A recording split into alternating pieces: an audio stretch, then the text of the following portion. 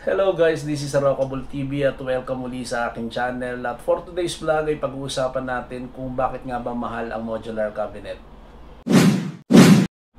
Sa video na to ay alamin natin kung ano-ano yung mga difference ng mga traditional cabinet na ginagawa ng mga nakaraang panahon at sa mga modular cabinet.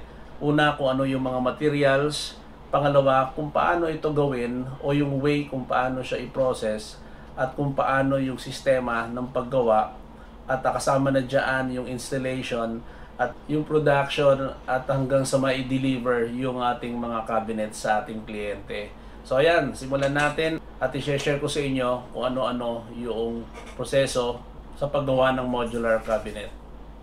Ang common question na natatanggap natin sa ating channel at sa mga private message na nare-receive natin sa ating Facebook page ay bakit ba ang mahal ng modular cabinet? Ano ba ang meron dito? Kaya yan ang sasagutin natin at ipapaliwanag natin sa episode na ito. Sa modular cabinet, ang pangunahing materyales ay ang tinatawag na marine melamine. Ito yung mga pre-laminated galing sa planta na ready na siya at hindi na kailangang i-laminate at itatabas na lang ito, ikakat na lang natin. Sa marine melamine, meron tayong standard na ginagamit yung white katulad nito at meron din tayong mga colored na marine melamine tulad ng mga wood stain or may mga haspe. So depende yan sa kulay na prefer ng ating kliyente at yun yung madalas gamitin sa modular cabinet.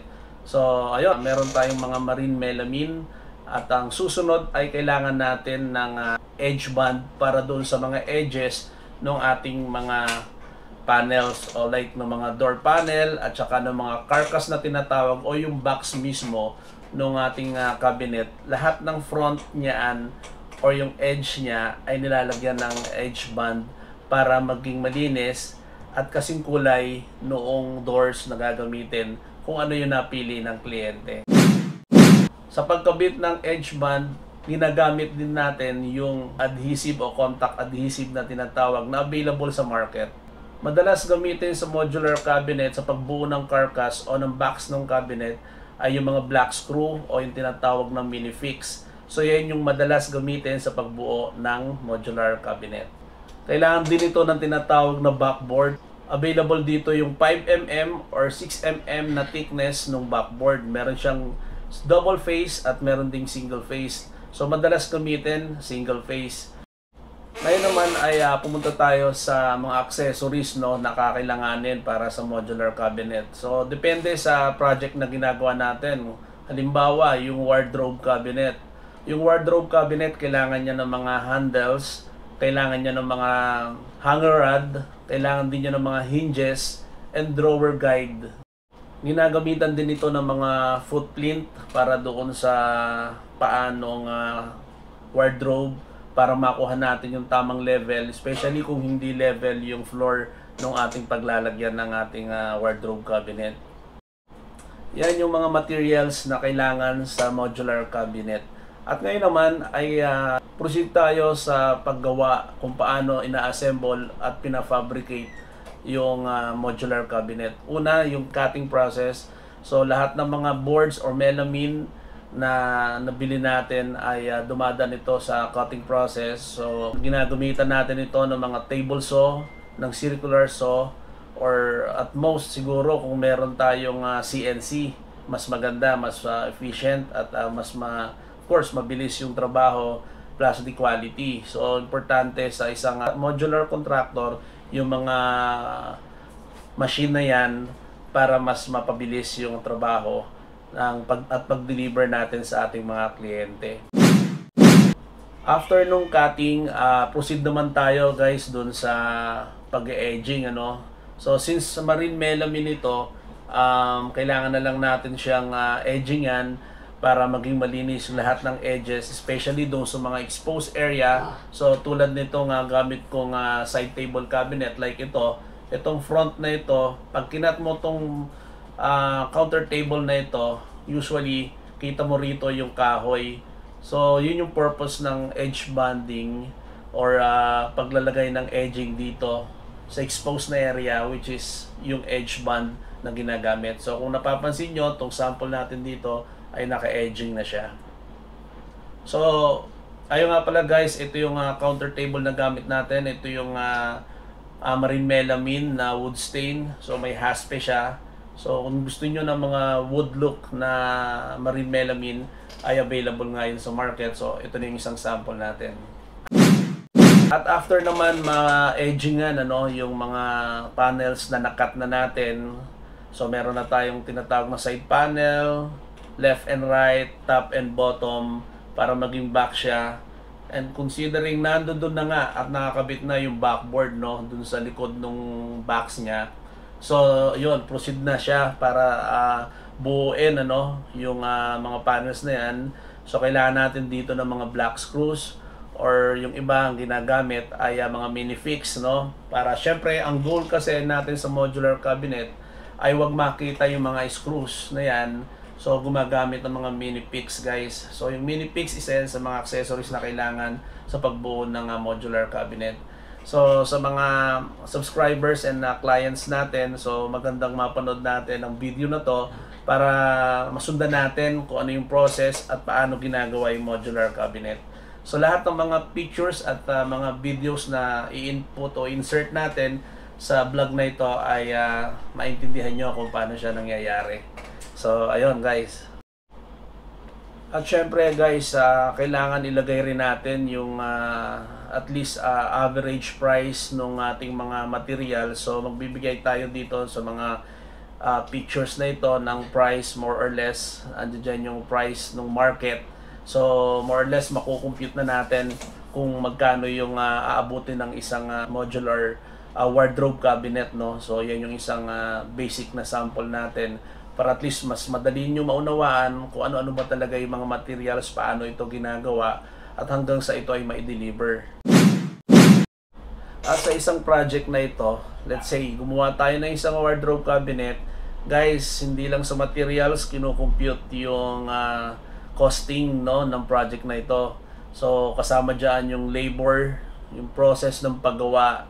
Of course meron tayong workshop na mini-maintain, at may mga power tools and machines na ginagamit ng isang contractor.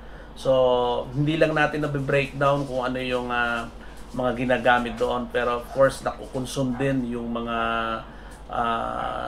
usage of power tools and machines, So nag-invest din kasi yung mga contractor dyan at yung mga gumagawa ng cabinets dun sa mga machines na yan. So we have to understand of course na meron din silang investment dyan na nagiging ika nga sa term is gastado yung kanilang mga power tools. So yun yung isang bagay na dapat maintindihan natin if nagpapagawa tayo ng modular cabinet. So maaring hindi yun na breakdown guys ng mga contractors. So I hope ay naintindihan ninyo. So isa yun sa factor kung bakit nagkakaroon ng costing yung project. And ayun guys, so importante yung part na to dahil sa madalas ay nakukompute ng ating mga kliyente yung mga materials na ginagamit, which is sometimes hindi nagtutugma o nagtatali doon sa computation ni contractor at saka ni client. So yun yung gusto kong maintindihan sa vlog na ito, na merong mga bagay na hindi na nakukompute ni client at nakukompute ni contractor.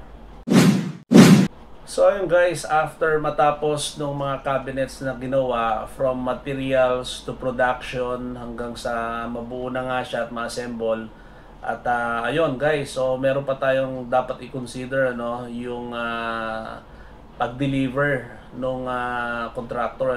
So kung ikaw ay nagpapagawa ng cabinets at may mga kausap kang contractor, cabinet maker, so isa rin sa mga dapat i-consider natin yung pag-deliver ng ating units, yung mga pinagawa nating cabinets, especially yung mga kitchen cabinets na merong tinatawag na L-shape o straight lang or U-shape. Yun yung mga madadaming boxes o carcass na kailangang i-deliver ng contractor ninyo guys. So consider din natin yon kasi hindi rin ganun kadali yung delivery. So from workshop to doon sa place kung saan i-deliver, let's say from kung nasa Manila ka, So from Taguig to Quezon City, or sometimes may mga province na area no yung client. So kailangan consider din natin no sa costing yung delivery. And after ma-deliver ng mga product na ito, ay nagkakaroon din naman ito ng installation, especially nga sa kitchen. So hindi lang siya after ma-deliver ay tapos na tayo doon sa pag-deliver, hindi so meron pa tayong tinatawag na installation. And more or less kung mga ganyang technical yung paggawa ng cabinet, more or less umabot ito ng 1 to 2 days, depende kung may mga adjustments or may mga senaryo na kailangan na ayusin pa dahil sa depende pa yan doon sa lugar na pagkakabitan. Ayun guys, so sa vlog na ito ay i-clarify natin. So may most of my subscribers may mga questions sa atin and private message na yun na nga, bakit mahal ang modular cabinet. So I hope guys ay nagkaroon tayo ng konting kaliwanagan on part of the contractors and the clients. So kahit pa paano guys ay mas madali ninyong maintindihan kung paano ba talaga pinoproseso yung paggawa ng modular cabinet, from materials to production to delivery to installation. So ayun guys, I hope guys ay natutunan nyo o may natutunan kayo sa vlog na ito para maintindihan natin kung bakit nga ba mahal ang modular cabinet. So ayun guys, so bago tayo magtapos sa vlog na ito ay gusto munang batiin shoutout kay Sir Arnold Hernando ng Indianapolis dito sa United States of America. So subscriber natin siya at nagpagawa siya sa atin ng CCTV sa kanyang dorm dito sa Dasmariñas, Cavite.